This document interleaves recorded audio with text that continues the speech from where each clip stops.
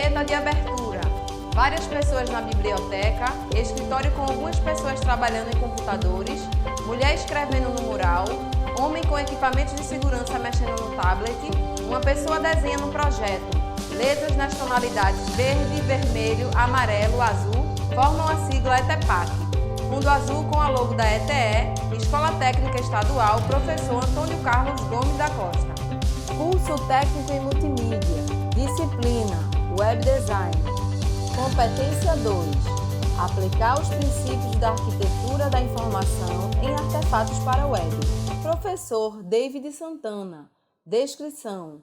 Ele está em pé, é negro, cabelos pretos curtos, olhos castanhos, tem barba e bigode e usa pulseira e aliança. Veste camisa preta de mangas curtas, com estampa vermelha, vista da cintura para cima.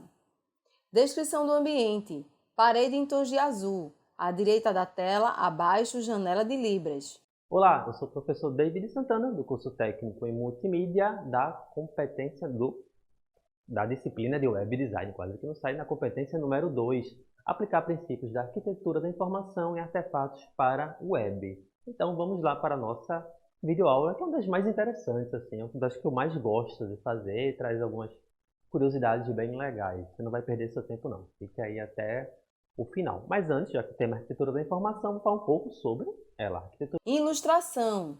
3 círculos nas cores laranja, verde e lilás interseccionados, com as letras AI. De cima para baixo e da esquerda para a direita, os seguintes nomes no interior de cada círculo: usuário, contexto e conteúdo. Da informação, que é a prática de decidir como organizar as partes de algo para ser compreensível. Bem simples, né? Então, a IA ajuda a entender o que nos rodeia e encontrar o que procuramos, no mundo real e online. Praticar a arquitetura da informação envolve ajudar as pessoas e organizações com as quais trabalhamos a considerarem suas estruturas e linguagens de maneira cuidadosa. A arquitetura da informação possibilitará a orientação necessária para o desenvolvimento de produtos e serviços, trazendo tanto a melhoria da qualidade da navegação quanto a usabilidade. Então aí fica um quadrozinho sobre onde se coloca a arquitetura da informação. Ela fica ali bem central entre conteúdo, contexto e usuário. Então, tipo, ela vai pensar no usuário dentro de um contexto com o conteúdo, ou o conteúdo pensando no usuário e qual contexto vai se inserir. Essa é a arquitetura da informação. No e-book eu falo um pouco mais sobre ela. E a arquitetura da informação trabalha com alguns tópicos, alguns pontos importantes. Modelo mental, User Experience, ou UX, ou o X, que é MXO, e User Interface, ou Y ou UI. E o modelo mental, os três eu falo bastante no e-book, e o X, eu vou falar o X aportuguesado mesmo, e o Y eu falo no podcast, lá eu falo um pouco mais sobre esses temas. O modelo mental é a representação mental da realidade, foi citado pela primeira vez pelo filósofo americano Charles Sanders Peirce, e não existe um modelo único mental para determinado estado das coisas. Ao contrário, podem existir vários. O modelo mental tem lá uma chargezinha que mostra, tipo, é aquela coisa, quando você vê algo, você vê uma cadeira com um copo. Uma pessoa pode imaginar uma obra de arte, outra pessoa pode imaginar algo mais efetivo. Eu estou com sede, eu preciso daquele copo com água. Copo com água. Então, tipo, você vê uma câmera, como estou vendo aqui uma câmera. Uma pessoa pode se imaginar à frente das câmeras, outra pessoa pode se imaginar por trás das câmeras. Então, tipo, é você entender o modelo mental do que as pessoas estão pensando para algumas coisas. Você vai oferecer pensando em várias variáveis que podem ser trabalhadas. Eu acho que esse exemplo da câmera é bem legal. E o UX, ou o X, é o campo do conhecimento aplicado na criação dos produtos, que buscam a melhor experiência de uso para os usuários. E o Y é a interface. Então, tipo, o X é pensar, se você pensa no modelo mental, você vai pensar como aplicar através do X. Como você vai tornar algo mais interessante. Resumindo, atualmente, principalmente no campo de vendas, por exemplo, ela não é tratado mais, tipo, a pessoa precisa de um produto, a pessoa quer comprar aquele produto, ela compra e beleza. Tipo, está feita a relação vendedor e cliente. Atualmente se pensa muito na experiência da compra. Se pensa muito de tipo, em você não ter só um cliente, você ter um parceiro, entre aspas, alguém que vai divulgar você, alguém que vai fazer o boca a boca, que vai divulgar nas redes sociais, que vai compartilhar, que vai não sei o que. Isso parte muito da experiência. Um bom exemplo de um bom trabalho de UX é a Apple. Então, a Apple não tem só pessoas que compram um celular de forma tipo, eu preciso ligar, eu preciso acessar a internet, enfim, e compro um celular da Apple. Não, a Apple tem a experiência de ter um Apple. Isso vale para vários locais. Você tem, sei lá, uma lojinha que vende um café, pronto. Então, você vai trabalhar a experiência do seu café. Você só não vai ficar vendendo café e bolo lá. Vai trabalhar a experiência do local, a questão tanto da arquitetura,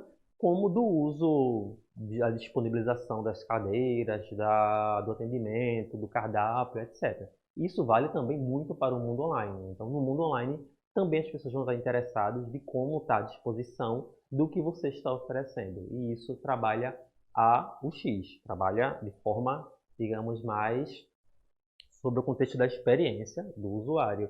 E a UI é a interface, é o que fica à frente, o que fica à mostra. Como eu disse, no e-book eu falo um pouco mais. E aí está um exemplo sobre como entender o comportamento do X e como entender o comportamento de UI. Ilustração.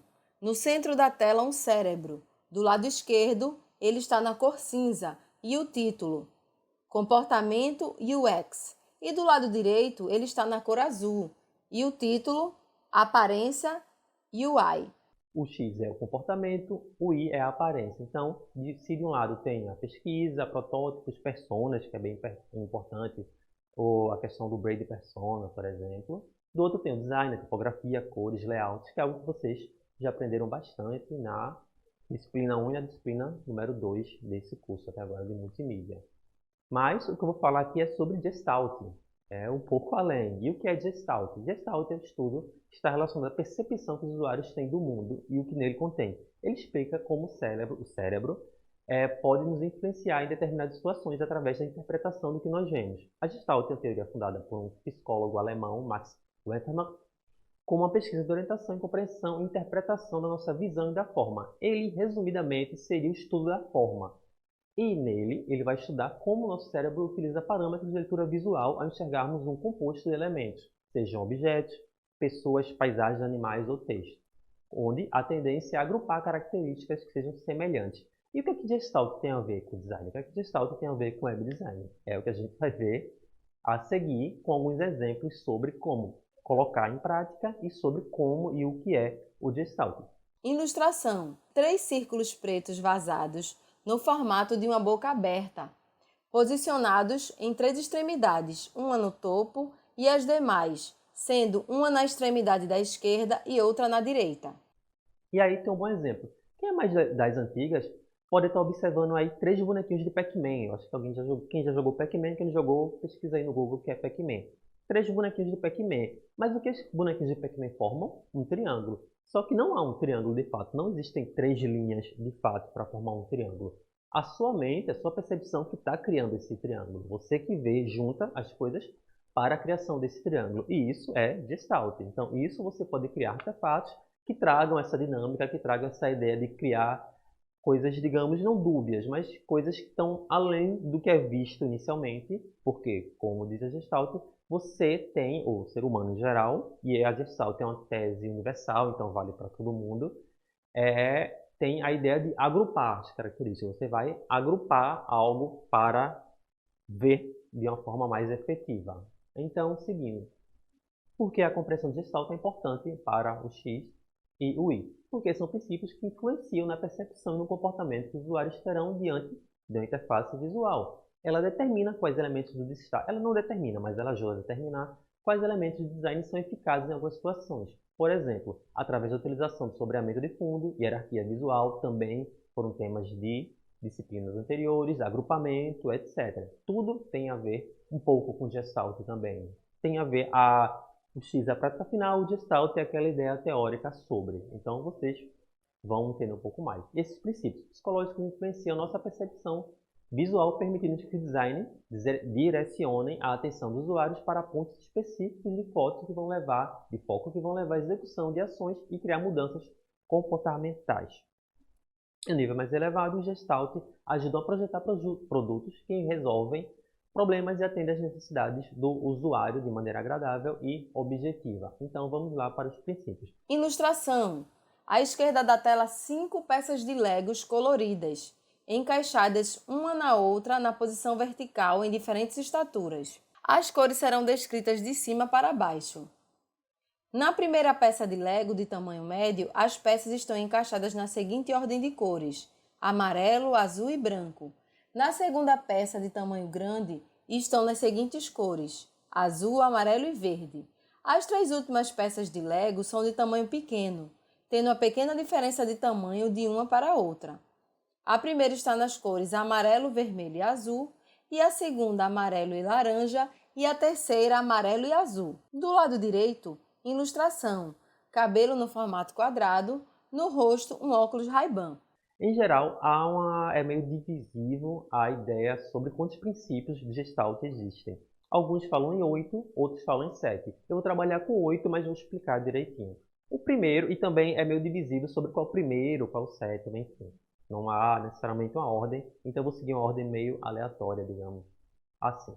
Se o Gestalt afirma que sempre compreendemos o todo de um composto visual, antes de aprofundar nos seus detalhes, dentro desse compilado há um elemento que seu cérebro consegue destrinchar com rapidez e outros mais complexos que você não associa rapidamente. O nível de facilidade com que identificamos e compreendemos visualmente uma peça é mensurado através da pregnância. É um dos princípios do Gestalt e é um princípio mesmo. Dado esse fato, a pregnância de um objeto vai definir o quão rápido ele é percebido ou assimilado. Em resumo, a pregnância é isso. É a definição de quão rápido ele vai ser percebido e assimilado, mesmo ele tendo composições diferentes. Então aqui tem dois exemplos. Quem conhece os Simpsons vai ver os Simpsons nos Legos.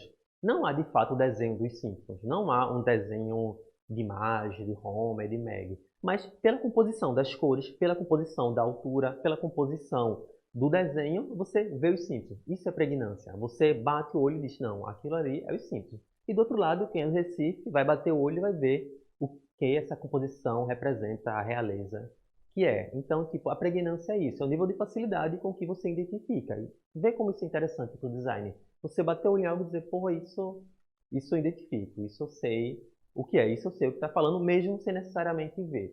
E aqui tem complementando a lei da pregnância a unidade. Alguns sites, algumas leituras, alguns livros vão falar que a unidade ela é um princípio isolado. Outros vão falar que a unidade ela está dentro da pregnância. Então, por isso a divisão entre 7 ou 8. Mas, falando sobre a unidade, ela pode ser traduzida por um elemento identificado de acordo com as suas características como uma parte irredutível em um compilado, seja por sua cor, forma ou dimensão. É muito comum que elementos únicos se combinem em função de unidade maior. Então, aqui tem um exemplo. Um pouco da diferença da unidade para o outro é que são elementos um pouco diferentes. Então, tipo, no caso dos Simpsons, é um elemento das cores, é um elemento do tamanho, são elementos que não necessariamente juntos formariam algo. No caso do Reginaldo Rossi, vai ter o óculos, o cabelo e o desenho. Não tem o desenho do rosto, mas você enxerga ele. Aqui você vê, tipo, elementos parecidos. Há um elemento de unidade que juntos formam algo novo. Então, tipo, são vários tomates cortados que juntos formam como se fosse um pote do Heinz, da marca, no caso, então de ketchup. Então, tipo, esse seria o exemplo da unidade. Tem a ver com a pregnância, mas tem um pouco dessa diferença por ser elementos iguais, ou elementos muito parecidos, por cor, forma e dimensão. Ilustração. As letras N, B, C em formato grande. Acima delas, 6 pétalas nos espaços vazados, forma-se a silhueta de um pavão nas cores amarelo, laranja, vermelho, lilás, azul e verde. Outro exemplo, que é um pouco parecido também com a pregnância e com a unidade, é o da proximidade, que é tipo, onde elementos muito próximos uns dos outros se encaixando harmoniosamente são processados em nosso cérebro como elementos de conjuntos ou unidades. É o princípio da proximidade. Além disso, se tais elementos são semelhantes, reforçam ainda mais ao nosso cérebro para a leitura de um só objeto. Então, nesse caso, é a proximidade de elementos. Essa aí é a logo da NBC, que é uma empresa de comunicação dos Estados Unidos. São elementos diferentes, em tese, mas alguns parecidos, como essa forma geométrica é complicado, essa forma geométrica de cores, que com o desenho central, ela forma um pavão. Só que, tipo, não há um pavão de fato aí. Você tá vendo porque essa junção de forma geométrica com desenho no meio, com inclusive uma forma geométrica cortadinha ali, já que todas não são iguais, por isso que é um pouco diferente da unidade, forma algo novo, é a proximidade. Então, a proximidade de algo forma uma terceira forma, forma uma outra forma, que nem sempre vai ter aquela pregnância de você não bater o olho e dizer é isso. Mas depois você olhando direitinho, você vai dizer, eita, de fato, é aquilo. Um exemplo é, tipo, algumas outras marcas, quando se juntam, sei lá, a marca da Globo. Se você olhar, são várias coisas diferentes, é uma tela, é o Globo, é não sei o que formam uma marca. Então, normalmente para marcas se utiliza muito a proximidade. E seguindo aqui com a semelhança, que é elementos semelhantes em cor ou forma tende a ser agrupado pelo cérebro em uma só unidade. Isso faz com que os objetos aproximados apenas com uma característica semelhante se unam aos olhos do leitor. E aqui tem um bom exemplo, tipo a torcida. Quando você vê torcedores do Brasil. Mas se você parar para pensar, aí tem as pessoas com camisas diferentes. Então, tipo, mas todas as camisas são amarelas. Sim, mas não são iguais. Não são a mesma camisa do Brasil do mesmo ano. Então, provavelmente vai ter uma camisa da seleção de 2010, uma camisa de 2014, uma camisa de 2018, uma camisa de 95, enfim. Quando você vê torcidas em geral, são pessoas com o mesmo padrão de cores, que é a única característica semelhante, mas com, às vezes, camisas diferentes, de diferentes formas, de diferentes tamanhos, até porque são diferentes pessoas. Então, tem homens, mulheres, negros, brancos, aí tem até mais gente branca, mas enfim. Que formam essa característica, que formam algo único, que através da semelhança forma aí a torcida. E de lado você deve estar pensando, tá, mas qual é a semelhança nessa reportagem, nessa página aí do G1? Eu não entendi. A semelhança está através das cores das notícias, que é um bom exemplo, uma boa forma também de se utilizar. Ou seja, notícias sobre futebol, sobre esporte, elas estão em verde, se não me engano aqui, um verde meio azulado. Notícias sobre tragédias, sobre algo mais sério, estão em vermelho, sobre crimes, etc., estão em vermelho. Notícias sobre algo, sobre o Domingão do Hulk, quando estava começando, sobre algo mais ameno, sobre dia a dia, sobre aquele tititi, entre aspas, já está em outra cor. Então, há semelhança através das cores aí. Então, uma cor ela vai representar um tipo de notícia. Esse é um princípio bem interessante para também se utilizar, pensar a semelhança através das cores ou da junção, focando em apenas um elemento. E aí você pode estar pensando, qual é a diferença da pregnância? É porque aqui você não vê necessariamente uma forma, você vê uma representação. Então, tipo, o cérebro cria a unidade de torcida através das representações de coisas diferentes. Não cria um rosto, não cria uma marca em si. Do lado esquerdo da tela, vários pontos pretos formando um cão. Do lado direito da tela, a logo do Carrefour, uma seta vermelha à esquerda e à direita um âncora azul. No meio, forma-se a letra C.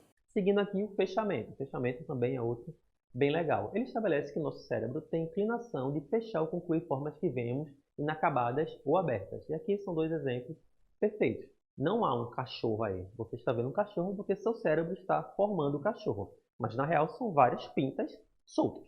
São várias pintas. Se você parar para pensar, congelou, são várias pintas soltas, mas você, nosso cérebro, pelo nosso conhecimento criado através do mundo e tal, vai criar o dálmata aí. Então, esse é o fechamento. E no outro é o C do Carrefour. Não sei se vocês já repararam, mas a marca Carrefour, a junção do azulzinho com o traçozinho meio triângulo ali vermelho, formam um C. Então, o nosso cérebro ele vai criar esse C meio baseado no nada, porque não há um C escrito aí. Ninguém chegou lá e escreveu um C. Esse é o fechamento. Nosso cérebro vai lá e fecha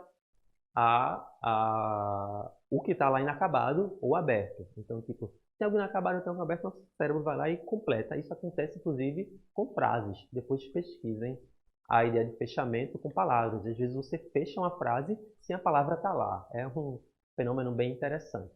Ilustração.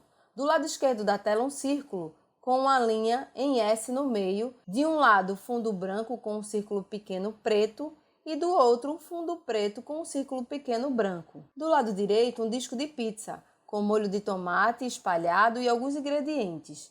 Ao lado, vários recipientes com recheios para pizza. Seguindo aqui é o princípio da unificação, que é tipo um objeto formado por várias unidades, pode ser harmoniosamente simétrico ou não, enfim, e quando ocorre um peso igual entre a pregnância, a proximidade, unidade e semelhança entre os objetos do mesmo composto, podemos dizer que é a unificação.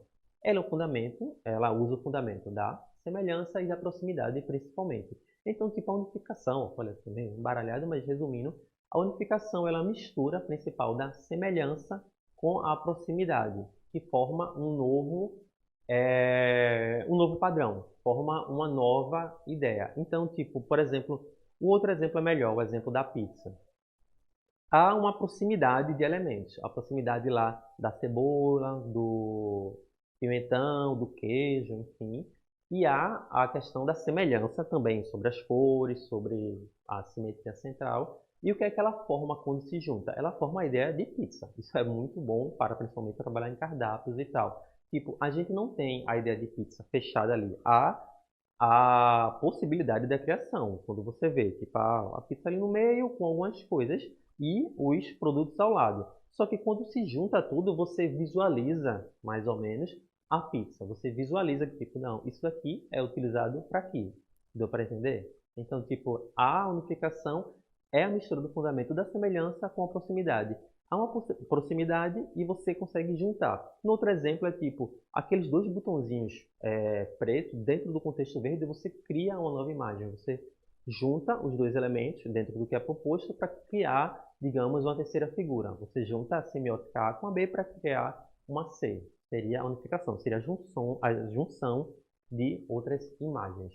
Fotografia. Do lado esquerdo, vários carros parados e enfileirados, dando ideia de continuidade. Do lado direito, página de um site, com vários cards que seguem um fluxo. E aqui mais um princípio que é a lei da continuidade, que diz respeito à maneira como a percepção do fluxo e frequência dos elementos funciona em nosso cérebro. Então, tipo, trata-se da tendência dos objetos seguirem a linha e fluidez visual gradativa. E essa ideia, acho que os carros ali, o Fiatzinho, que é um carro muito bom, ele dá aquela ideia, tipo, mesmo a gente não vendo o final, a gente imagina que há um final, que há mais carros. Porque, como é tudo parecido, como é uma continuidade nesse elemento, o seu cérebro cria a ideia de continuidade, de tipo, não, vai ter além. Um bom exemplo é o mar. Você vê o horizonte do mar, tipo, você não está vendo o que tem adiante, mas seu cérebro vai, não, ali adiante tem mar. Não preciso ver para saber, digamos assim, que tem. E como pode ser aplicado ao lado, por exemplo, no carrossel de notícias, ou no carrossel de apresentação de imagens, onde você pode trazer através da harmonia, através da proximidade, através de alguns elementos que foram aprendidos em outras disciplinas, essa continuidade. Você traz a continuidade do ambiente, você traz a continuidade, talvez, de notícias, traz a continuidade de fotografias, para trazer algo harmônico. Então, se você está apresentando um carrossel com fotos de crianças, mantenha a lógica de fotos de crianças e coisas do tipo. E aqui, o último princípio é o da segregação. Esse princípio afirma que nossa percepção instintivamente percebe os objetos como estando à frente ou ao fundo, pois, como seres humanos, não somos capazes de focar na frente e no fundo simultaneamente. Esse é bem simples, não tem muito o que explicar. É quando tipo, a gente ou vê uma coisa ou vê outra. Dificilmente a gente consegue perceber, a gente vê, mas perceber as duas coisas. Então, no exemplo, ou você vê a taça ou você vê os dois rostos. Então, tipo, você está vendo os dois rostos agora, não está vendo a taça. Você está vendo a taça, não está focando nos dois rostos, assim, um em frente ao outro. Espero que vocês estejam vendo. No outro, ou você vê a garrafa de coca, ou vê a formação dos talheres. Então, tipo, no terceiro, que eu acho que é até melhor, esse de coca é mais ou menos assim. No terceiro, ou você vê o rosto do menino, ou vê a forma do lobo, do lobozinho, da raposa. Então, tipo, esse é o princípio da segregação, que é um dos mais importantes, também serve bastante para criar. E aqui, rapidinho, como um exemplo, uma curiosidade, que vai além do Gestalt, é a pareidolia. E o que é a pareidolia? Isso todo mundo sabe, todo mundo já passou por isso. É um fenômeno psicológico comum a todos os seres humanos, conhecido por fazer as pessoas reconhecerem imagens de rostos humanos ou animais em objetos, sombras, formações de luzes e outro qualquer tipo de estímulo visual. Eu não vou ler essa parte de Carl Sagan, mas é isso. A pareidolia é quando você olha para uma nuvem e você vê o formato de um cavalo, vê o formato de uma bola, vê o rosto de alguém. Enfim, é quando as pessoas veem a imagem de Jesus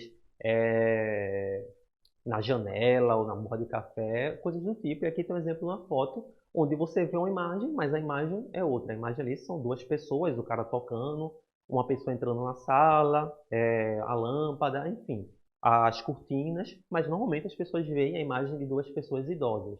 E aí é que entra a pareidolia, e aqui tem bons exemplos de pareidolia. Então você vai ver, inclusive alguns aí são montagens de Photoshop, tá? Nem não leva muito a sério. Esse do cavalo, por exemplo, é mais de Photoshop do que de fato. Mas você acaba vendo assim você vê rosto, você vê o bonequinho, você vê o coelho ali. E em objetos, você vê o rosto lá no objetozinho. Então, isso é uma curiosidade, o nome disso é pareidolia, quando alguém perguntar outra vez. Então, é isso. Muito obrigado, espero que tenham gostado da aula e tchau!